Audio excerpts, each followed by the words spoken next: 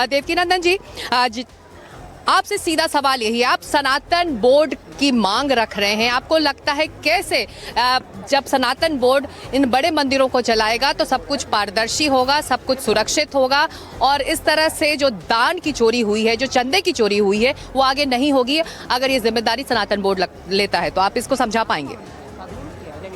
देखिए, मैं बिल्कुल समझा पाऊंगा, तभी मैंने सोच समझ के ही ये बात की है।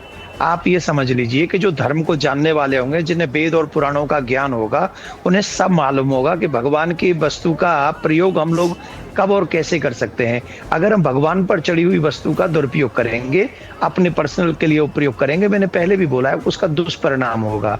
और ये एक जन्म तक नहीं, नक्शियते कर्म जन्म कोटि सतेरपि, वो हमारे कर्म कभी नष्ट नहीं होंगे। तो ये सारी चीजें हमारे शास्त्रों में ऑलरेडी लिखी हुई हैं और इसी को ध्यान में रखते हो, क्योंकि अभी इतना समय नहीं है, पर फिर भी मैं बता दूं, जो आपके विद्वान लोग साधु संत वहां हैं, उन्हें मालूम होगा कि जब एक कुत्ता भगवान श्री राम के पास में न्याय मांगने गया था तो भगवान श्री राम ने उसे भी न्याय दिया था। ये रामचरितमानस में है। और फिर धर्म को जानने वाले, जिनके माध्यम से वर्ल्ड वाइड सनातन धर्म बहुत प्रचलित है, 4 शंकराचार्य और 5 वैष्णवाचार्य, जब सनातन जगत में जितने भी मंदिर हैं भारत में जो सरकारों के अंडर है, अगर उनका धन एक जगह आ जाए और वो भगवान का सारा धन किनके अंडर में रहे, कि धर्माचार्यों के प्रयोग में, बोले जो जितनी सनातनी जगत है, जनता है, गरीब लोग हैं, भाई बहन है, उन सबके काम में अगर आ जाए, इससे अच्छा और कोई प्रयोग हो सकता हो तो जरा बताइए। और ये आशा मुझे आदरणीय श्री हमारे यशस्वी प्रधानमंत्री नरेंद्र मोदी जी से ही आशा है कि आजादी के बाद जिन प्रधानमंत्रियों ने हमारे मंदिरों को अपने कंट्रोल में रखा था, आदरणीय नरेंद्र मोदी जी उसे मुक्त करके सनातन बोर्ड बना सकते हैं। और जो वक्फ बोर्ड का अधिकार है वो सनातन बोर्ड को क्यों नहीं मिल सकता?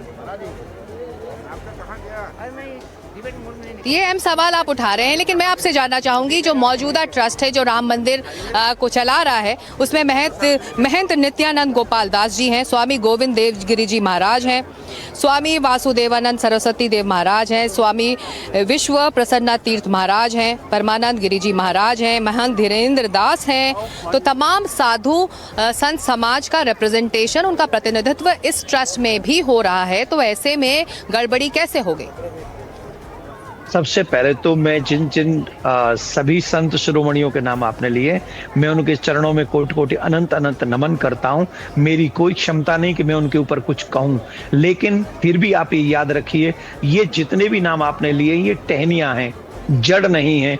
जड़ जो है वो 4 जगत गुरु और 5 वैष्णवाचार्य हैं, जिनके माध्यम से पूरे विश्व में इस सनातन का प्रचार प्रसार होता है। तो हम अगर जड़ मजबूत रखेंगे तो हमारी टहनियां, पत्ते, फल बहुत मजबूत होंगे। और अगर हम सिर्फ जड़ों को कमजोर कर देंगे तो फिर ये बात नहीं होगी। हालांकि मेरा विवेक उतना नहीं है, परंतु फिर भी मैं कहूंगा कि सनातन बोर्ड, आप देखिए ना, तिरुपति बालाजी में जो प्रसाद में मिलावट हुई वो किसने की? IAS IPS इन अधिकारियों को अगर हमारे मंदिरों में हम बैठाल देंगे तो कि वो उनको किस चीज का ज्ञान है, मुझे बताइए जरा। क्या करेंगे वो हमारे मंदिरों के लिए और उस धन के लिए? क्या उसका प्रयोग कर पाएंगे? वो सिर्फ पैसा आ जाए और मंदिर के अकाउंट में जमा हो जाए, उससे कोई लाभ नहीं है। उससे गौशालाएं बननी चाहिए, हॉस्पिटल्स बनने चाहिए, गरीब लोगों के लिए विद्यालय बनने चाहिए, जिससे आज देख रहे हैं ना, सिया जैसी लड़कियां हो रही हैं जो अपने होने वाले पति को मर्डर कर रही, क्योंकि संस्कार नहीं है। अगर मॉडर्न गुरुकुलम्स होंगे जहां साइंस विद सनातन होगा और वो सनातन बोर्ड चलाएगा, और वहां हमारे बच्चे रामायण और गीता को भी जानेंगे और वही इंजीनियर बनेंगे, डॉक्टर बनेंगे, वकील बनेंगे, लीडर्स बनेंगे, तो आप कल्पना तो करिए वो सनातन कैसा होगा। वकालत कर रहे हैं सनातन बोर्ड का, तो आप कह रहे हैं कि सनातन बोर्ड को चलाने वाले साधु संत रहें तो बेहतर होगा, पारदर्शिता होगी। साधु संत नहीं, जगत गुरु शंकराचार्य भगवान उठा रहा है विरोध। बिल्कुल, तो चारों शंकराचार्य अगर सनातन बोर्ड चलाएंगे और मंदिर उनके अधीन होंगे तो आप कह रहे हैं बेहतर पारदर्शी तरीके से ये मंदिर चल सकते हैं। लेकिन आप नाराज भी हैं इसको लेकर हो रही राजनीति से। आपको असदुद्दीन ओवैसी के बयानों से क्या नाराजगी है इस वक्त? वो जनप्रतिनिधि हैं, MP हैं, लोगों की बातें रख सकते हैं, ऐसे में आपका गुस्सा क्यों आ रहा है? नहीं, मुझे कोई गुस्सा नहीं आ रहा। मुझसे कोई पत्रकार पूछ रहा है कि वो ऐसा बोल रहे हैं, तो मैंने कहा कि मेरे घर की बात है, मैं अपने आप से लटूंगा।